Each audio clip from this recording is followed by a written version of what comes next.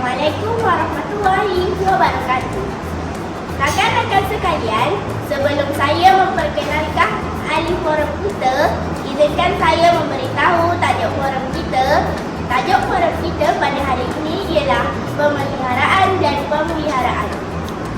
Rakan-rakan yang dihormati, sebelum saya menjadi host pada hari ini, marilah kita berkenalan dengan ahli panel kita.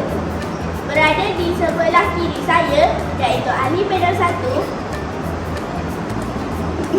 Nurain Rahman binti Muhammad Fadilah. Berada di sebelah kanan saya, iaitu ahli panel 2, Nur Adiana Balkis. Berada di sebelah ahli panel kedua, Anis Zahra binti Osman.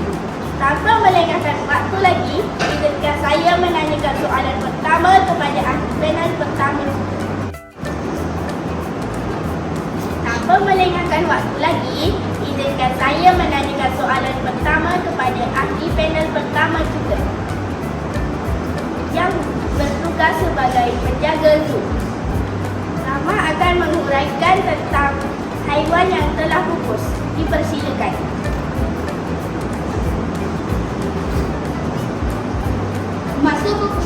Maksud pupus adalah ialah lenyap sama sekali dari muka bumi.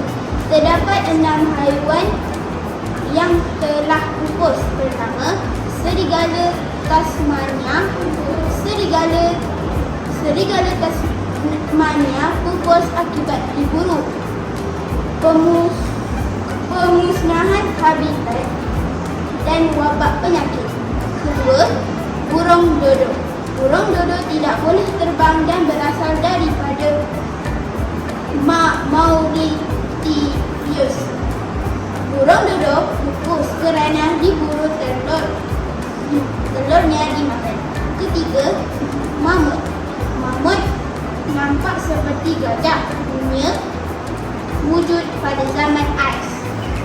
Mamut berkekurangan akibat perubahan cuaca dan kemudiannya diburu oleh manusia. Keempat, dinosaur. Dinosaur pupus akibat perubahan cuaca yang melampau. Kelima, kuaga. Kuaga nampak seperti kuda belang.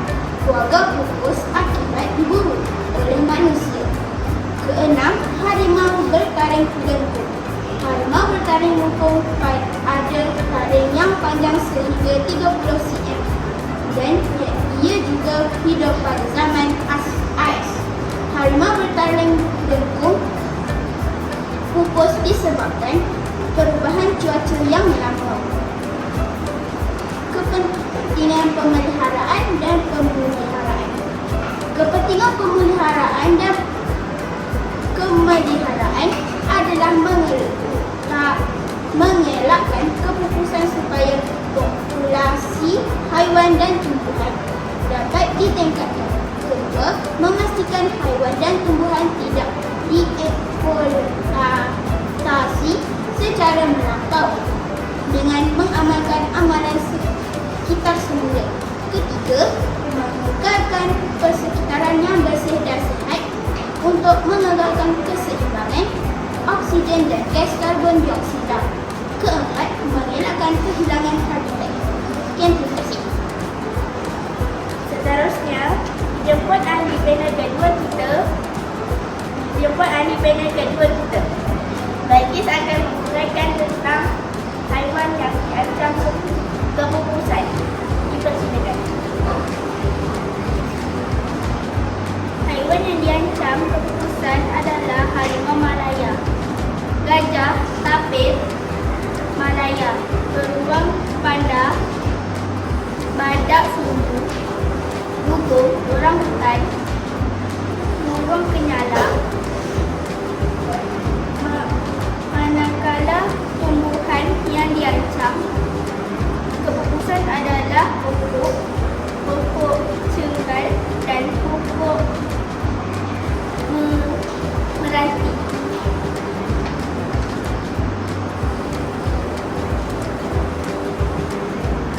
Seterusnya dijemput ahli panel ketiga kita. Anis akan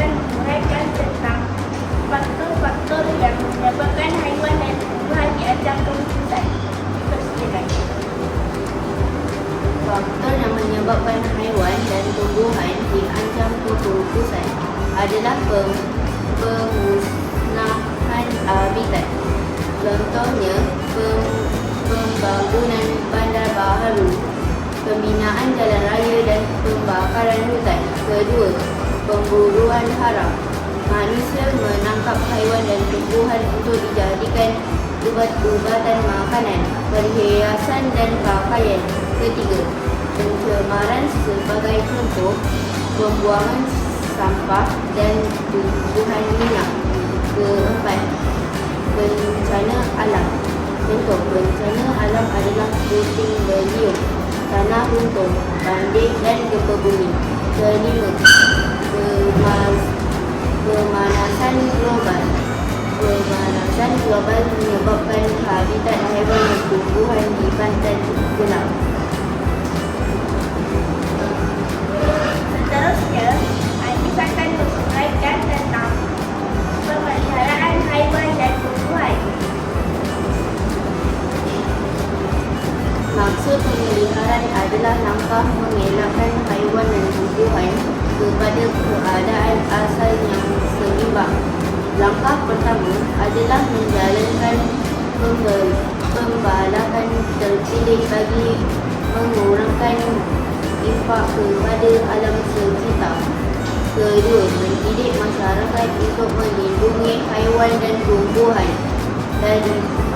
daripada ancaman keputusan. Ketiga, membiarkan penjualan produk daripada spesies yang terancam. Keempat, menggunakan kuasa undang-undang untuk melindungi haiwan daripada diancam keputusan. Kelima, meminta semula barangan supaya dapat membantu menyelamatkan haiwan dan tumbuhan daripada terus dieksploitasi. Keenam, mewaratkan hutan dan taman marin sebagai kawasan yang dilindungi. Seterusnya, Anies akan menguraikan tentang pemeliharaan haiwan dan tumbuhan. Maksud pemeliharaan dan mengembalikan haiwan dan tumbuhan kepada keadaan asal. Pertama, pembinaan pusat pemulihan supaya haiwan mempunyai peluang lebih tinggi untuk hidup di habitat sebenar. Kedua, menanam semula pokok untuk menggantikan kawasan hutan yang telah musnah akibat pembalakan. Dan yang terakhir, dijemput meraih nama untuk menerangkan tentang kepentingan pemeliharaan dan pemeliharaan.